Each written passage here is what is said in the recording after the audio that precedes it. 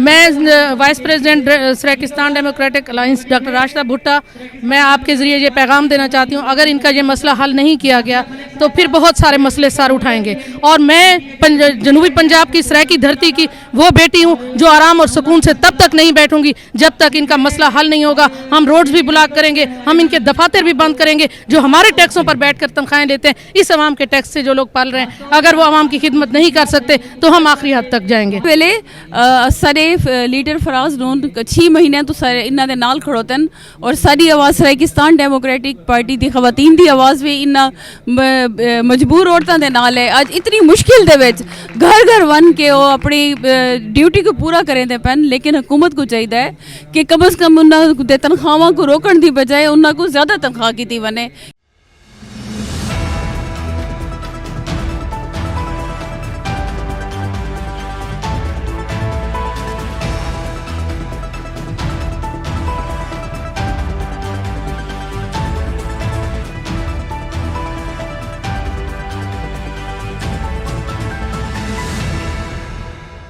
جی madam, آج dengue worker convention کا انعقاد کیا گیا ہے جس میں ڈینگی ورکر جو تنخواہیں روکی گئی ہیں تو ان کے سلسلے میں یہ ایک احتجاجی کنونشن بھی اس کو کہا جا سکتا ہے. تو کیا سمجھتی ہیں کہ اس احتجاج سے یا اس کنونشن سے جو ہے ان کی تنخواہیں روکی گئی ہیں، ان سے کوئی فائدہ حاصل ہو گیا ہے؟ نہیں جی، السلام علیکم. جی میں بہت بہت شکریہ آپ کے چینل سے میں شکریہ ادا کروں گی کہ آپ نے ان غریب خواتین کی آواز کو اپنے چینل پہ آواز اٹھائی تاکہ حکومت تک ہماری آواز جائے. کیوں نہیں فائدہ ہوگا؟ ضرور فائدہ ہوگا، کیونکہ ہم جڑے ویلے سارے لیڈر فراز نون 6 مہینے تو سارے انہاں دے نال کھڑوتن اور ساری آواز سرائکستان ڈیموکریٹک پارٹی دی خواتین دی آواز بھی انہاں مجبور عورتاں دے نال ہے. اج اتنی مشکل دے وچ گھر گھر ون کے وہ اپنی ڈیوٹی کو پورا کریں دے پن، لیکن حکومت کو چاہیے کہ کم از کم انہاں دے تنخواہاں کو روکن دی بجائے انہاں کو زیادہ تنخواہ کیتی ونے. کیونکہ اج مہنگائی دا دور ہے، اج چلنا چلنا کتنا مشکل ہے پیا، یہ صرف ایک عورت ہی جان سکتی ہے. حکومت کو کوئی انہاں چیزاں دا اندازہ کوئی نہیں، کیونکہ وہ اپنے سر دے اوتے جو ہی نہیں ریگن دیندے. انہاں کو یہ نہیں پتہ کہ مہنگائی اج کے تھیدا پہ. تو دیکھو اج کتنی خواتین آئے بیٹھے ہیں اور میں انہاں دی طرف کو احتجاج کرے سا اور میں اکثر کہ انہاں دے جلد از جلد تنخواہ دیتے ونن اور یہ ظلم بند کیتا ونے. ظلم کے یہ ضابطے ہم نہیں مانتے، یہ بہت ظلم ہے پہ کو ختم کیتا ونے. شکریہ.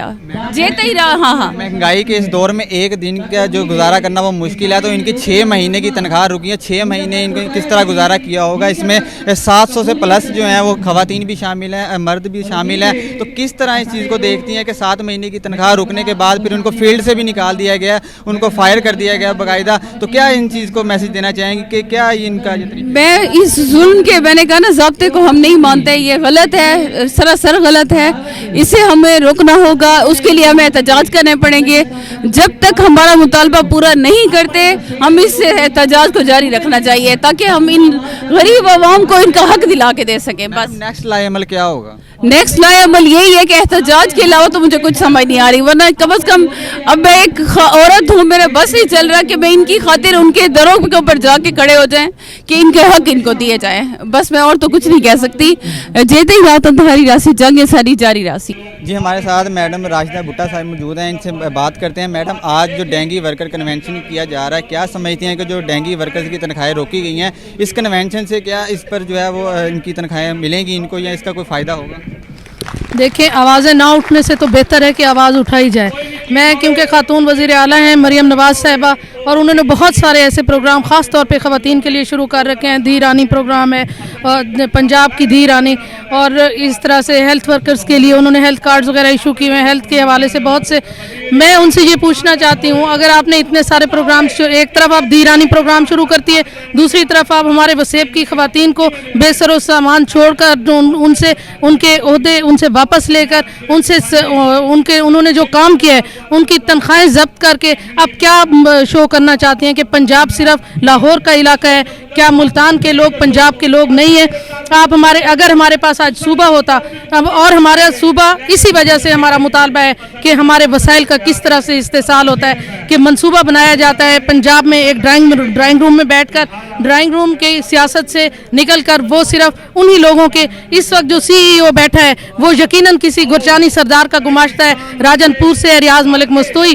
और मैं इनसे पूछती हूँ कि अगर आप ज़रा सी भी हमदर्दी इस खित्ते के लिए रखती हैं तो रियाज मस्तूई को कटहरे में खड़ा करें और इन खवातीन को, इन मर्दों को, हमारे वसेब के इन लोगों को जो किसी के लिए दिन रात एक करके आपके लिए उन्होंने डेंगू के लिए कोरोना के दिनों में अपनी सर्विस दी, उनको उनकी तनख्वाहें दी जाएँ और उनके लिए उन्हें बहाल किया जाए और मुस्तकिल बुनियादियों पर उनको वहाँ पर जॉब दी जाए। मैडम क्या समझती हैं अगर इस कन्वेंशन से भी इनका पर कोई असर नहीं होता, इनकी तनख्वाहें नहीं मिलती या हुकूमत पर कोई असरअंदाज नहीं होता तो नेक्स्ट लाई अमल क्या होगा?